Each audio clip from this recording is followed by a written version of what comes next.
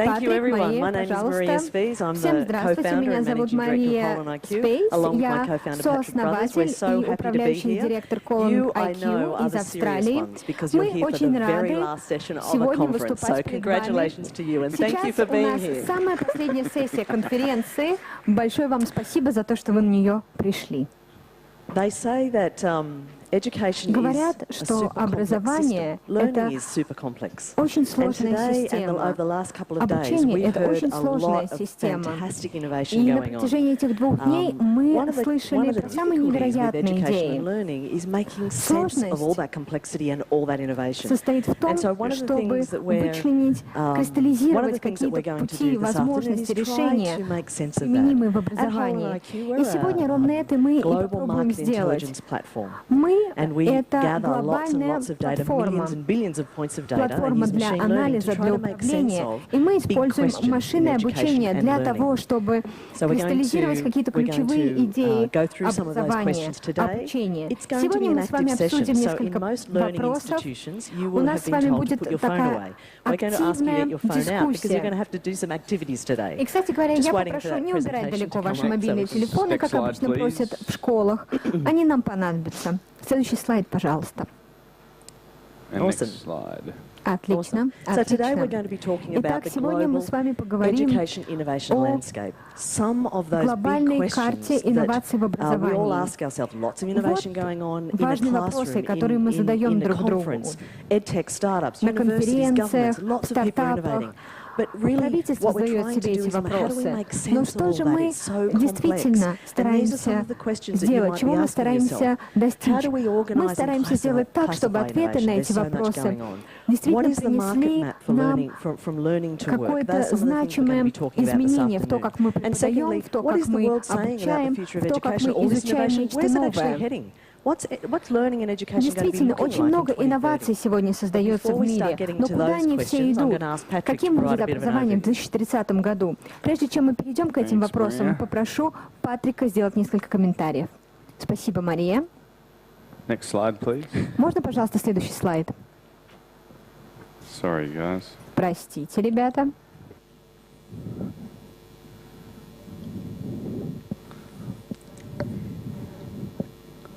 Okay. Отлично. Очень быстро будем идти. У нас последняя сессия, все устали, поэтому пристегните ремни. Скорость будет космическая. Давайте посмотрим на общую картину. Если мы посмотрим на всемирный ВВП, то он составляет примерно 90 триллионов долларов. We've lost the labels here. That $10 trillion is the size of the healthcare market globally. $10 trillion. That's how big healthcare is. Это and то, что мы тратим на здравоохранение. 10 триллионов долларов по всему миру тратится на здравоохранение. Об образовании все совсем по-другому. На образование сейчас по всему миру тратится примерно 5,5 триллионов долларов. Примерно 130 компаний занимаются вопросами инноваций в этой области. И их общая капитализация составляет 150 миллиардов долларов. Вы видите, что в образовании просто нет тех денег, оно не привлекает тех инвестиций, которые привлекают другие сферы. Сейчас у правительств многих стран очень мало денег, и они действительно не могут просто достаточно средств выделить и на здравоохранение, и на оборону, и на образование. К сожалению, правительство выделяет мало денег именно на образование, поэтому важно привлекать частные инвестиции. 4 to 5% of GDP of every country, about $5.5 trillion gets spent today. It's forecast to be $10 trillion by 2030. That sounds and it looks a little bit on that chart like it's growing amazingly, but it's really only growing at about 3% every single year. It's strong and steady growth though. What's significant about this is $10 trillion is a really big market, and a lot of people want to be part of that market, and that's driving a lot more competition and a lot more different options coming into education. This is a chart showing the number of venture capital investments greater than $5 million US dollars each quarter since 2013. So back in 2013, there was about 15 investments each quarter around the world that were more than $5 million each. And this quarter, we've just finished, И мы только что закончили собирать данные по последнему кварталу, deals or investments over $5 million US и dollars. мы And we call this, насчитали so примерно essentially 60 every single day, сделок every single business на day, более a чем на $5 million 5 миллионов investment was made долларов. into an EdTech То есть вы company видите, somewhere что around the более world. 5 миллионов It's долларов growing инвестировали в образовательные very технологии по fast. всему миру. Рынок растет Where is that очень-очень investment быстро. being made? It's mostly being made Откуда in берутся China эти and in инвестиции? the В основном US. это Китай The red и США. here is in Красным the scale is отмечен billions на of dollars графике being Китай. invested into EdTech. Все Red is измеряется в миллиардах China долларов. and blue is Красный the это US. Китай. And you И can see синий цвет in the это last США. few years, И вы видите, China что за has несколько really последних started лет to Китай aggressively действительно начал invest очень in education. агрессивно You might have just come from the session инвестировать with в Sophie образование. Chen from Вы только, JMD некоторые из вас, talking about возможно, where только some of что that слушали investment is Софи going. Чен. The rest of the Она world рассказывала про makes инвестиции в up образовательные the технологии в last Китае. billion or so dollars. И мы ожидаем, что до конца 2018 года еще вложат примерно миллиард долларов США в образовательные технологии. Я, кстати говоря, уверен, что и Россия не будет отставать, и что она быстро нагонит лидирующие страны. И, наконец, давайте посмотрим на основных единорогов, на компании, которые привлекают больше всего инвестиций. Сейчас эти компании оцениваются в более чем миллиард долларов США. Некоторые из этих компании стали единорогами только в последние 24 месяца. Такие компании, как VIP Kit в Китае, например, привлек $800 миллионов инвестиций, растет очень быстро и очень уверенно. Baidu, индийская компания, стала единорогом буквально на прошлой неделе. В них проинвестировали $100 миллионов долларов. И когда мы смотрим на страны, которые активно инвестируют в технологии, в образование, вы видите, что России тут нет. Вопрос в том, когда Россия начнет активно инвестировать. И самое интересное будет узнать, в какие технологии, в какие стартапы будут инвестировать в России. Один из ключевых вопросов, который стоит перед нами. Мы уже сказали о том, что миллиарды долларов инвестируют в компании. Инвестируют не только в большие компании, но в маленькие компании, стартапы. Многие из них еще не представлены России, а других рассказывали на этой конференции. Но как мы можем классифицировать эти компании для того, чтобы понять, как действительно идут инвестиции, на что они направлены? Мы в Holon IQ постарались сделать это следующим образом. Мы использовали такую методологию. Мы на нашей платформе собирали данные, тысячи и тысячи единиц данных о разных компаниях, которые производят приложения образовательные, которые развивают различные технологии в образовании. И мы использовали машинное обучение для того, чтобы понять, какие стартапы и что делают. Мы проанализировали примерно 500 000 различных приложений. И это приложения, которые помогают изучать английский язык, другие образовательные проекты.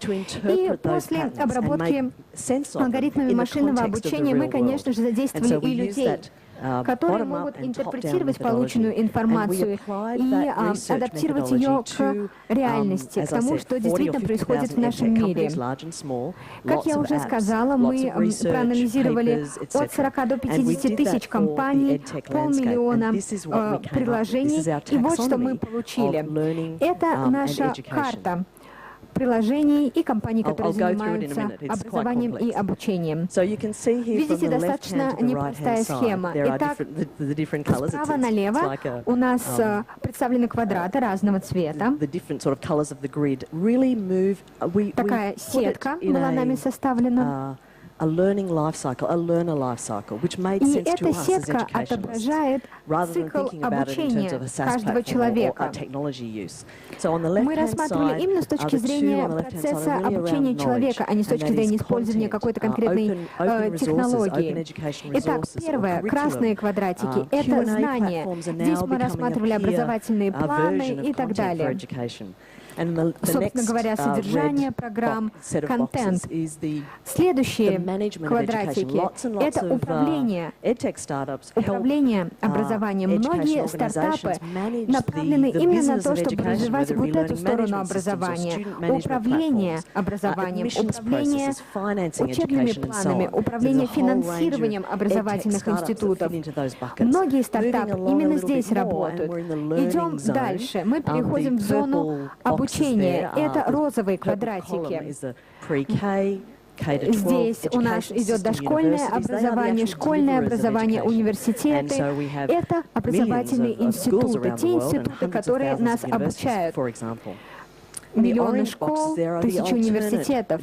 Оранжевые квадратики — это альтернативные источники образования. Это массовые открытые онлайн-курсы, другие платформы, образовательные лагеря, интенсивные курсы, приложения. Многие стартапы работают над разными моделями образования, которые ставятся в противовес традиционным институтам образования. Идем дальше. Здесь у нас представлена виртуальная реальность, дополненная реальность, робототехника. Многие стартапы работают именно над этим. Международное образование и обучение языкам — это очень-очень важное ответвление для компаний, которые занимаются образованием. Здесь у нас представлены международные школы, программы обучения за рубежом. Идем далее в контроль знаний. Это достаточно небольшая доля рынка, но растет она быстро, поскольку тесты, экзамены, оценка — это все еще значимая часть образования. Конечно же, подтверждение навыков и планирование карьеры также являются важными составляющими для этого рынка. Многие компании этим занимаются. И самая правая колонка, две самые правые колонки — это уже работа над карьерными возможностями, над профессиональными возможностями. Здесь очень много возможностей для компаний. Управление талантами, профессиональное развитие, развитие сотрудников компании, гиг-экономика, различные стажировки, практики.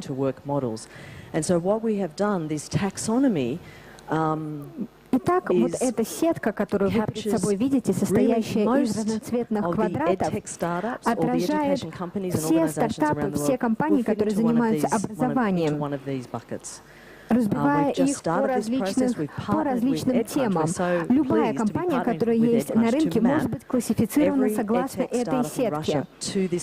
Поэтому мы можем добавить все стартапы, которые существуют в России, вот в эту сетку, вот в эту карту. Вы видите сейчас на экране адрес веб-сайта. Вы можете пройти по этому адресу и посмотреть, какие компании добавлены в какой квадратик. Вы можете добавить и свои компании, которые вы знаете, таким образом обогатив вот эту карту, эту сетку.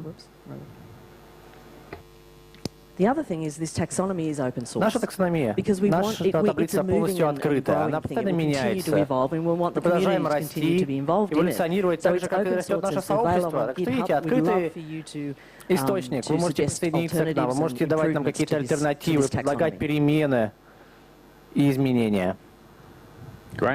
Отлично, идем дальше. Второй вопрос, который мы начали еще в начале. И сейчас я об этом сам думаю уже.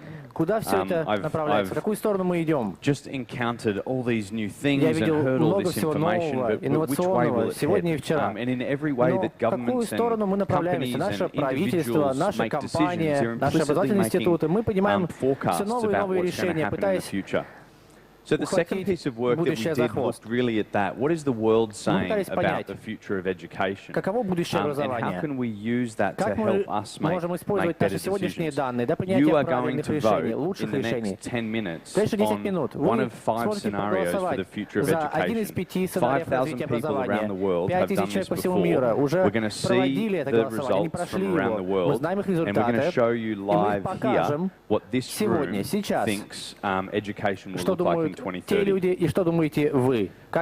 Just like our other work, we always look things from the top down and from the bottom up. This is some of that top-down analysis. We think the way that the world's changing economically is really important in driving a lot of education work. This chart on the right is GDP of countries in 2016, in 2030, and in 2050. Russia is holding 6th place and not moving. It's doing a good job, actually, a really good job. Some of those black lines are countries, for example, it won't surprise you, Brazil, Indonesia, Mexico, that are climbing really quickly in terms of their size. But there are other countries like Japan, for example, that is falling really fast. Countries that are more mature and have been large for some time. This will have an enormous impact on education. Of where all the learners in the future will be, and the types of work that they'll be involved in. Population growth is just incredible. And sometimes we forget this will put an enormous strain on education as well. These are forecasts in the change in the world's population between 2015 and 2030 based on the highest level of educational attainment. So the way to read this is between 2015 and 2030, 100 million less people in the world will have no education. 700 million more people will have a secondary education than they do today.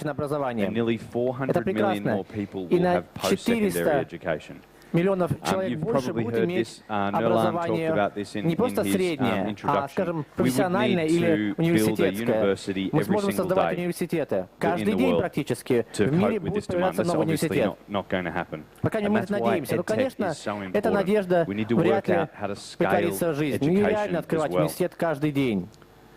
When you zoom out and look at different parts of the world, that population growth is very different. And trust me, this is actually best viewed from back where you are. These charts are Africa, which looks like a ski jump at the Olympics, top left, in terms of how population is changing. The colors are the same as the prior chart. Red is no education, yellow is primary, green is secondary, and blue is post-secondary. Asia, which has an axis there of 6 billion, is and has been and continues to grow dramatically. It looks like it's tapering off, but it's a 6 billion person access.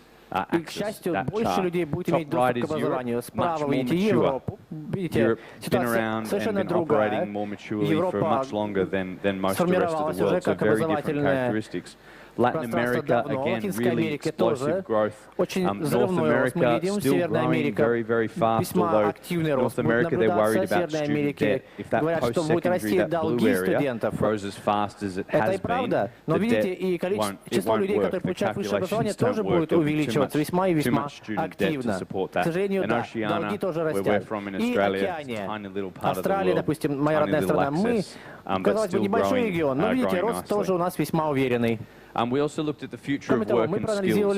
You've heard a lot of forecasts from people about 40% of automation and assessments like that. We're much more interested at a much more granular level about what that meant. McKinsey did some work along the top of this chart. It divides work into a taxonomy. Здесь есть такая карта, таксономия профессий и навыков. Здесь и экспертиза, лучшие практики, сбор данных, анализ данных, и секторы экономики отдельные, такие как голубые, означают профессии, в которых очень высокий уровень технических устройств и технической сложности работы. Там возможна автоматизация, весьма и весьма масштабная. Мы говорим, что это угроза со стороны автоматизации в отношении образования. Есть профессии, в которых автоматизация невозможна. И это хорошо. Но, понимаете, образование призвано помогать людям находить работу. И в том числе в новом мире, в котором профессии будут меняться очень быстро. А образование не меняется достаточно быстро, чтобы совладать с изменениями в нашем мире, подготовить людей к тем профессиям, которые будут в будущем. Наше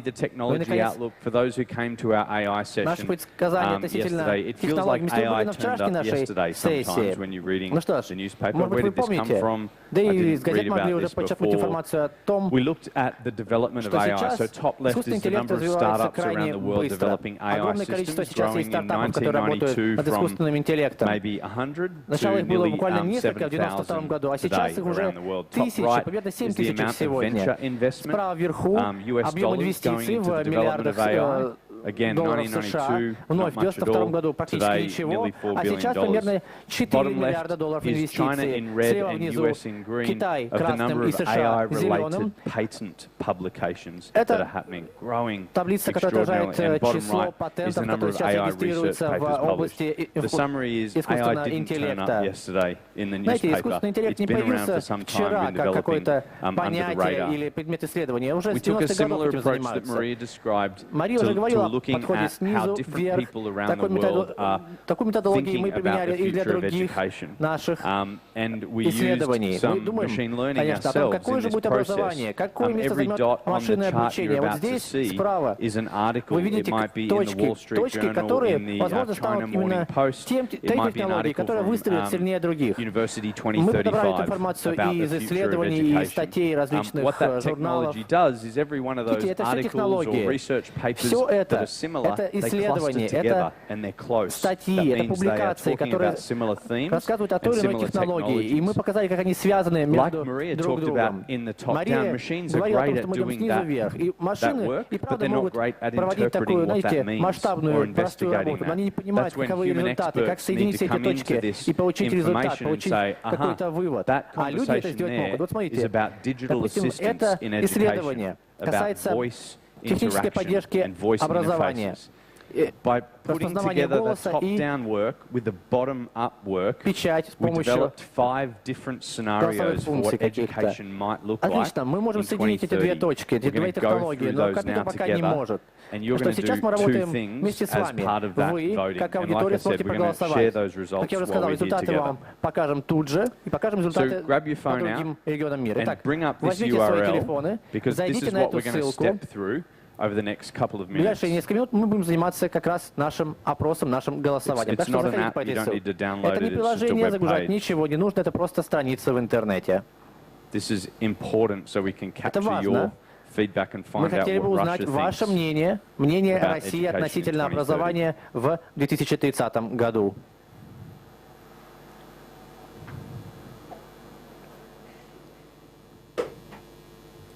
So while you're loading that up, I'm going to explain how this is going to work. Maria and I are going to talk for about 60 seconds about each scenario. As that happens, you'll have that scenario in front of you. And the question will ask you, how likely do you think it is that this scenario will eventuate in 2030? The question is not, do you like this scenario? Не в том, что вы нравится вам или нет. Хотите ли вы, чтобы этот сценарий стал правдой в 2030 году? Нет. Вопрос в другом. Используя ваши независимые навыки и ваш опыт, считаете ли вы, что этот сценарий станет реальностью? Мы проголосуем, а потом еще повеселимся и поиграем с вами. Мы поговорим о нашем будущем образовании, анализируя ваши ответы. Мы покажем вам мнение из других стран мира, покажем 6 стран, которые наиболее активно участвуют в голосовании, на которых огромное количество предпринимателей и экспертов. Мы все поделимся нашими мнениями и обсудим результаты голосования и нашего, и других голосований. Итак, продолжаем. Образование, как всегда. Ну, знаете, некоторые говорят, что перемен пока не будет. Наша индустрия образования не понимает, куда двигаться. Мы не создаем нужных навыков пока что, которые могут понадобиться в будущем. Инвестиционный капитал. Капитал уходит куда-то в другие области. Образование никто особо не инвестирует. Пока не так, как мы хотели бы. Образование, как всегда, это значит, что институты будут единственным источником знаний в основном. То есть высокая стоимость образования, низкий доступ по миру к образованию. Ну, то, что как сегодня в образовании. Помните, население растет, а доступность образования не будет увеличиваться. Вот такой сценарий. Если вы считаете, что это возможно, что это возможный сценарий, голосуйте. Идем к второму сценарию. Региональный рост. Этот сценарий определяет, что страны мира решат объединиться, чтобы бороться с общими вызовами, общими проблемами. Мы перестанем просто копировать программы и стартапы. Мы начнем вместе искать пути улучшения наших методов обучения, качества образования, будем мобилизовывать новые таланты, чтобы открыто делиться идеями. Некоторые исследования показывают, что нам потребуется примерно еще 1 миллион учителей, чтобы обслуживать рост населения. Понимаете, у нас не будет преподавателей, по сути, не будет преподавателей. И для этого, конечно, страны решат объединиться и вместе работать над единой работой. Не будет единой регулятивной системы, единой системы подготовки преподавателей. Таким образом, преподаватели смогут легко переезжать, менять учебное образование, и это поможет сделать образование еще и более дешевым. Так, если вы согласны, пожалуйста, голосуйте за этот сценарий, если вы считаете, что он реален, и в 2013 году мы можем увидеть такую картину. Следующий сценарий — мировые гиганты называют сценарий, то есть огромные перемены произойдут в образовании. Крупнейшие технологические компании, гиганты образования, гиганты технологий начнут собирать себе маленькие компании. Что произойдет? Ну, по сути, технологии начнут превалировать. Допустим, ВКонтакте станут образовательной компанией. Facebook уже хочет стать образовательной компанией. Amazon, Apple, Microsoft, все они станут образовательными компаниями. Помните, $10 триллионов, которые будут инвестированы в образование? Вот эти технические компании хотели бы получить эти деньги, получить эти инвестиции. Немного страшно звучит, да, но при этом, понимаете, гиганты эти, им требуется много сотрудников, а это, в принципе, хорошо. Это не какой-то эксклюзивный клуб. Наоборот, они будут набирать больше людей, давать доступ всем и каждому к технологиям. Если вы считаете, что этот сценарий вероятен, ну что ж, проголосуйте. Если вы считаете, что именно так будет выглядеть наше будущее. The next or one of the major changes is the scenario called peer-to-peer. And in the peer-to-peer scenario, learners decide that they're best to team up with each other to learn skills. And institutions are sometimes referred to in other industries as the middlemen.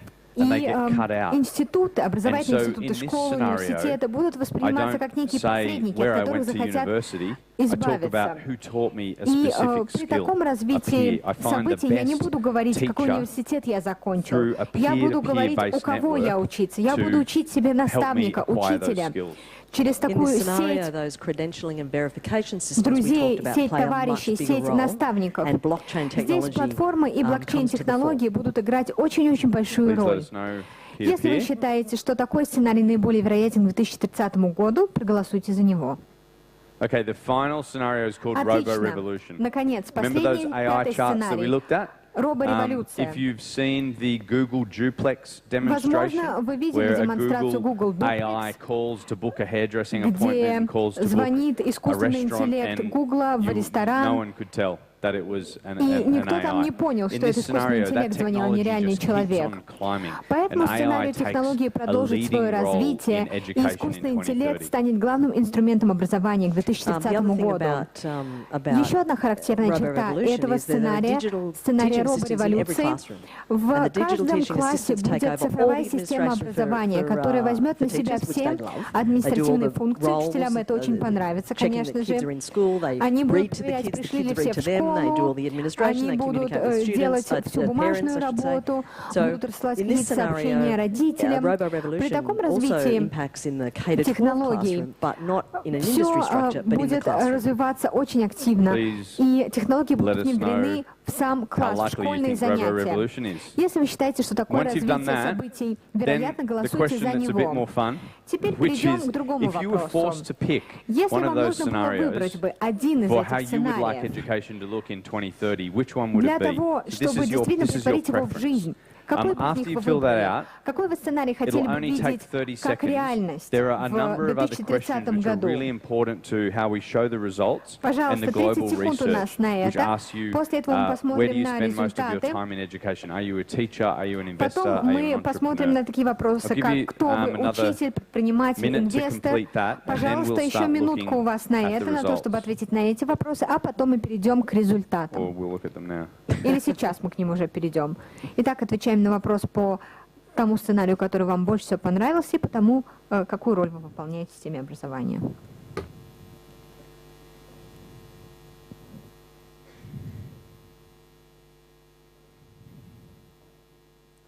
Give you another 30 seconds just for people to complete. Please complete that so that we can share. Пожалуйста, завершайте свое голосование для того, чтобы мы могли посмотреть на результаты и увидеть, как вы думаете, будет выглядеть образование в 2030 году. Вот данные по другим странам. Здесь у нас примерно 5000 человек проголосовало.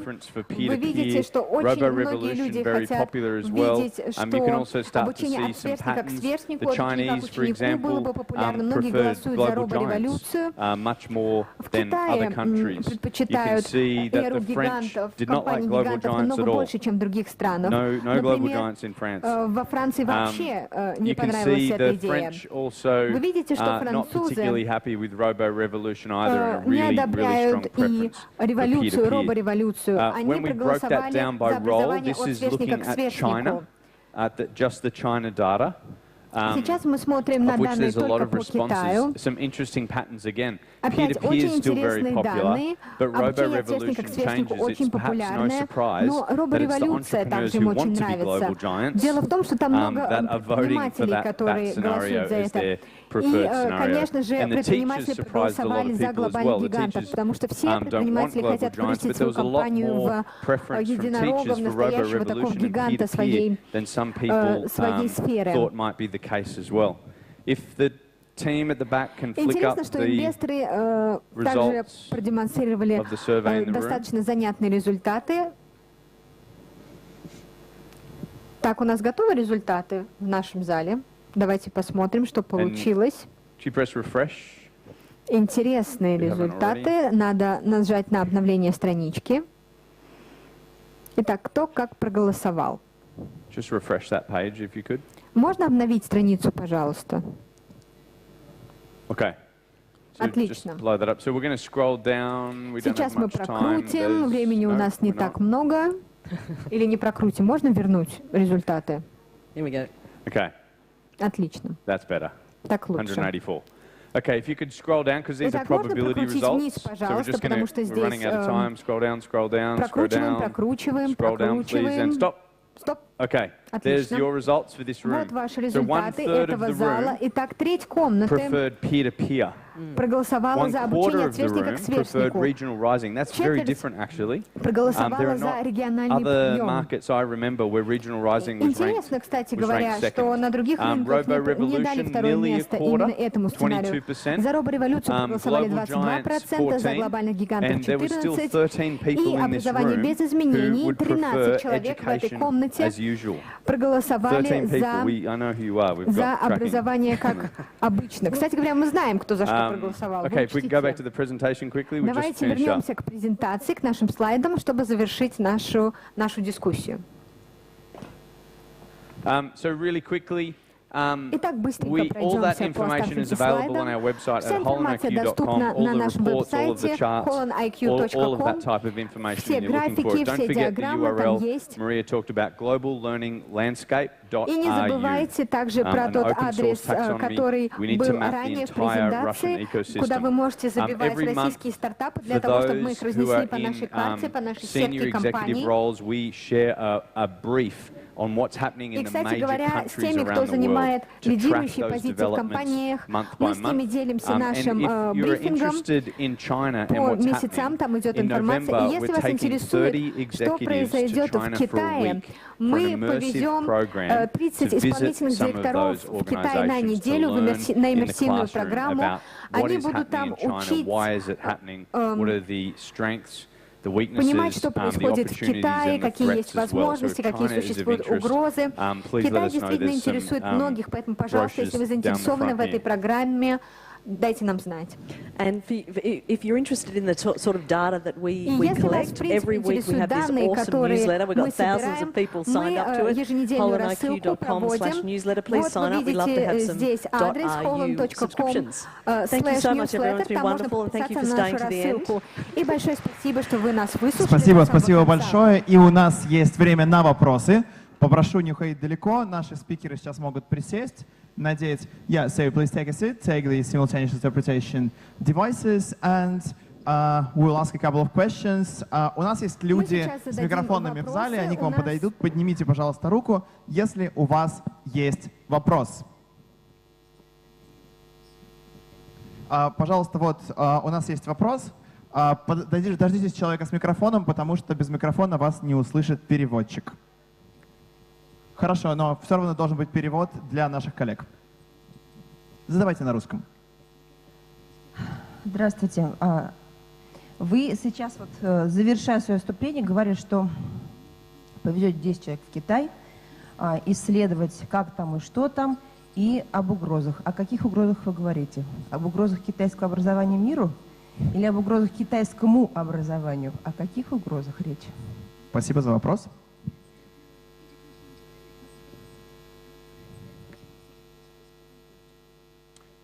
Yeah, no, that's so. It's more from the perspective of Нет, someone здесь who's мы trying to говорим innovate in education. о What are точке the зрения threats to their инноваторов в initiative? What are the образовании, threats какие to their угрозы могут существовать для их project? What are проектов, для тех the инициатив, mistakes to avoid? над которыми они сейчас What things can we работают, learn что им from следует the избегать, amount чтобы of их бизнес activity не that's провалился, happening in China, чтобы их проект and не learn from those превратился в mistakes and learn from those неудачу. learnings to make Они sure that we познакомятся don't с make the проектами, same которые and we can существуют в Китае, leapfrog in увидеть, с какими other угрозами markets люди around the world сталкивались as well. там на рынке, с тем, чтобы не повторить их ошибок. Thank you so much. Спасибо большое. Еще вопросы? Большое спасибо. Поднимите руку выше, если вы поднимаете, потому что пока не вижу ни одной. Еще один вопрос. Давайте посмотрим, у нас нет других желающих. Давайте тогда еще один вопрос от вас. Вот есть рука. Подойдите, простите, молодой человек сзади просто из-за прожектора не видел совсем. Да, выходите на свет. Thank you for great keynote. Very interesting. Спасибо большое за вашу презентацию. Это действительно было очень интересно. Мой вопрос такой. Мой вопрос про глобальное, про карту вот этого глобального образования. Можем мы сейчас включить этот слайд на экране? Пожалуйста, можно презентацию? Я думаю, просто осталось не так много времени. Давайте к вопросу. Я думаю, что наши спикеры поймут. Do you remember boxes with some codes and number in the corner? What does it mean, number? The number that is there at the moment is the Цифры, sequence которые там стоят, это последовательность спектра, о котором говорила Мария. Мы переходим от знаний до работы. И цифры, почему они важны? На сайте, где мы создаем эту карту, вы можете отфильтровать эту самую карту. Например, вы можете задать такие параметры. Хочу увидеть только то, что имеет отношение к дошкольному образованию. И вам выдадут все компании, которые зарабатываются дошкольным образованием, которые занимаются знанием, образовательными институтами, разными стажировками и так далее. Спасибо большое. Давайте еще один вопрос. Желающие, выходите на свет, может быть, помашите рукой, потому что из-за света не очень хорошо видно желающих задать вопрос. Да, вот есть рука, пожалуйста, можете подойти к девушке. Давайте будет завершающий вопрос. Добрый вечер. Вы анализируете огромное количество данных с разных стран мира. Да? Скажите, пожалуйста, вот ваше личное мнение, ваше, какой из этих 5 сценариев произойдет? Как вы считаете? Спасибо. Okay. I'll answer that one. You go first. Я отвечу, если можно. Я первая буду. The scenarios сценарии не предсказывают будущее. Они помогают людям структурировать дискурс о том, каким образом будет все-таки формироваться наше будущее. И я считаю, что мы увидим каждый из этих сценариев в разных точках мира, части, по крайней мере, этих сценариев. Говоря о моих личных соображениях, о том, какой из сценариев станет возможным по умолчанию и который выйдет на первый план, это подъем регионов. Я думаю, это тот сценарий, который, во-первых, будет очень важным. Такого рода сотрудничество, которое предусматривает этот сценарий, очень подходит многим странам, многим регионам. И этот подход сможет действительно повлиять на изменение образования. Сегодня образование в основном носит национальный характер. У всех стран свои правовые нормы, свои образовательные нормы. А этот сценарий принесет вот такой элемент международности. А мне нравится сценарий от сверстника к сверстнику. Я думаю, сейчас у нас действительно стоит перед нами вызов по масштабированию образования. И поэтому для того, чтобы усовершенствовать наши образовательные системы, мы действительно должны работать с нашими сверстниками. Ведь сверстники — это также, например, и профессора. И мы многое можем узнать от наших сверстников, от наших коллег.